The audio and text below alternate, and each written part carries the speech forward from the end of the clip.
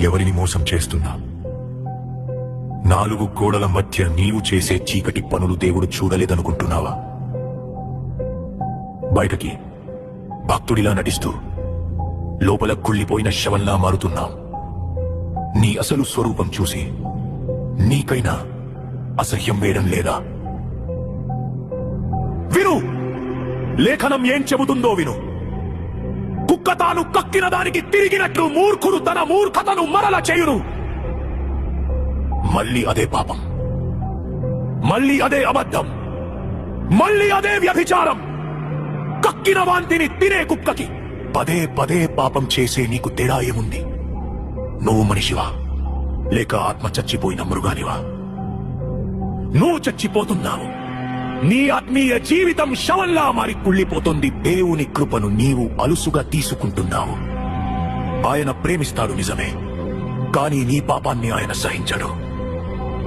నీవు లేచి రేయి మొదటి జామున మొర్రపెట్టిన నీ హృదయమును నీళ్లు కుమ్మరించున్నట్లు ప్రభువు సన్నిధిని కుమ్మరించుము. మోకరిల్లు, నీ కపట భక్తి చాలు.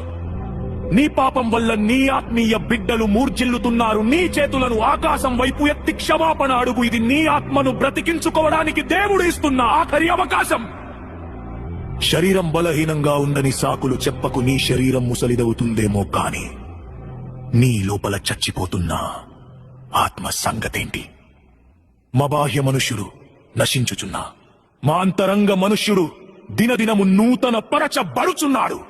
నువ్వు మారాలి అనుకుంటే లోకాన్ని కాదు, దేవుని శక్తిని ఆశ్రయించు. నువ్వు పాపంలో పడుతున్నావంటే దానికి కారణం నీ బలహీనత కాదు, నీ పిరికితనం. గుర్తుపెట్టుకో, దేవుడు మనకు శక్తియు ప్రేమయు ఇంద్రియ నిబ్రాములు గల ఆత్మని ఇచ్చెను గాని పిరికితనము గల ఆత్మ నీయలేదు.